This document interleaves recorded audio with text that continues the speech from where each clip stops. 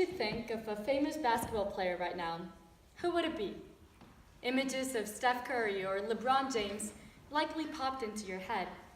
But did any of you think of a female player? The answer is likely not. And sadly, you're not alone in this.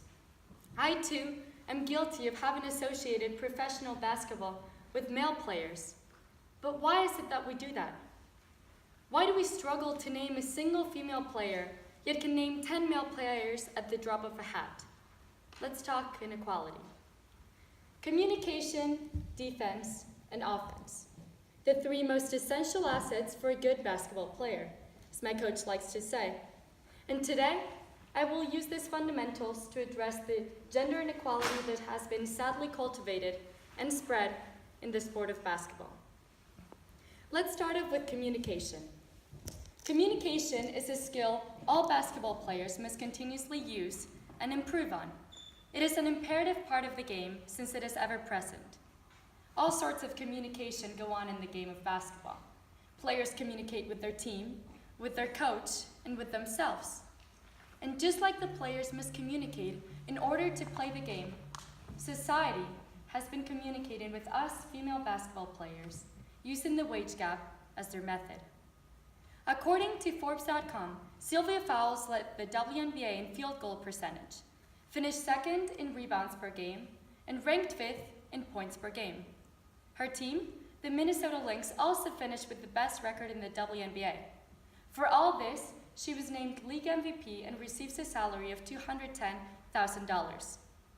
Let's compare this to Leandro Barbosa, a male player in the Phoenix Suns, who will earn $500,000, even though his contract has been waived and he won't be playing this season. Not only will he earn more than double her salary, he will do so without playing a single game. In addition, let's look at A'ja Wilson, who was taken first overall in the 2018 WNBA draft. She will earn $52,500 her rookie season. By comparison, male rookie player DeAndre Ayton will start his professional career earning $6.8 million, an astounding difference of $6.7 million. Now you may be thinking, well, this makes sense, given that the NBA has a much larger revenue than the WNBA. However, there's still some statistics that just don't add up. The NBA issues 50% of its revenue to player salaries, whereas the WNBA considers 25% to be sufficient. Moreover, according to Sports Journal, an analysis on covered stories in sports magazines revealed a ratio of total amount of male and female coverage was about 12 to 1. Even if a female athlete does receive a feature article, it is substantially shorter than those of their male counterparts, and the images often contain a strong sexual appeal. So back to the communication. What is this information supposed to communicate to us? Is women's basketball not worth it? Do they not deserve the same reward and recognition as males do? Basketball is a sport that requires constant dedication and hard work, regardless of the gender one identifies with. So why is society ignoring this? Why is it that despite the hard work and dedication that is equally shown amongst all athletes, is the outcome only valued amongst males? The wage inequality and discrepancy in media coverage is simply a manifestation of the sexism that persists in our society. Now, before attempting to reverse this long-standing inequality, we must first examine the roots of this problem. And so we will do that using my coach's second fundamental asset, defense. Defense is a crucial part of the game, because if we want a chance to score, we must first use defense to get the ball back. And so we can't move on to the offense without having first conquered the defense. Likewise, we can't change the inequality in basketball without correcting the errors that led to it in the first place. Now, in order to succeed in defense, intensive teamwork and togetherness is required. If we don't all play together, there's no way the defense can work. Similarly, the inequality cultivated in sports is consequential to the teamwork that has been lacking. A perpetuated misconception exists in the athletic world that women's sports are not as meritable as males. They're thought to be less exciting, less fun, less talented. There's a tendency for stereotypes to arise when it comes to women in sports. They're physically inferior. It's not woman-like. They're probably lesbian, and many more. Meanwhile, a male athlete represents the pinnacle of masculinity. Most of the time, women are immediately thought of as inferior without even assessing their skills, simply because of the misconceptions associated with gender in the athletic world. Rather than working together to improve the game, we're bringing each other down by adhering to our flawed societal norms. And thus, due to our lack in teamwork, our lack in teamwork has brought about a defensive platform dominated by patriarchal standards.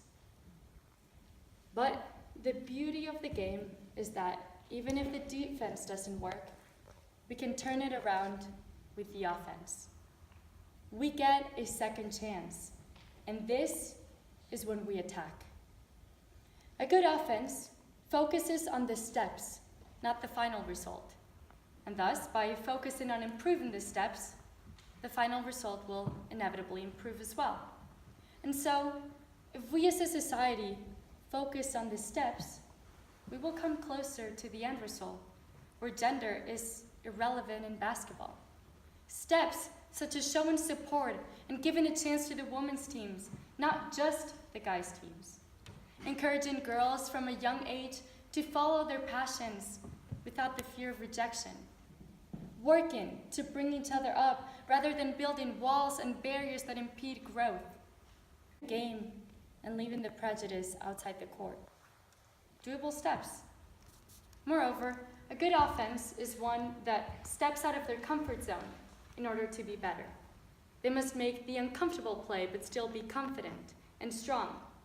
Likewise, changing the long-standing sexism present in sports is not easy, but we must make the uncomfortable play and be a part of improving the steps if we want to see any change. We must be confident that if we all contribute to improving the steps, we will be a stronger offense, and we will all grow as players and ultimately people. Lovers of the game appreciate a good offense. And a good offense is not dictated by gender, ethnicity, sexual orientation, or anything else. A good offense is one where teammates build each other up and work together to come closer to the end result, making the basket. So why not let everyone have an equal chance to be a part of the offense? Why discriminate the game because it is played by a woman? It is time that we change the rules. This is when we attack. It is time to let basketball be basketball, and not just another arena where sexism will be the referee.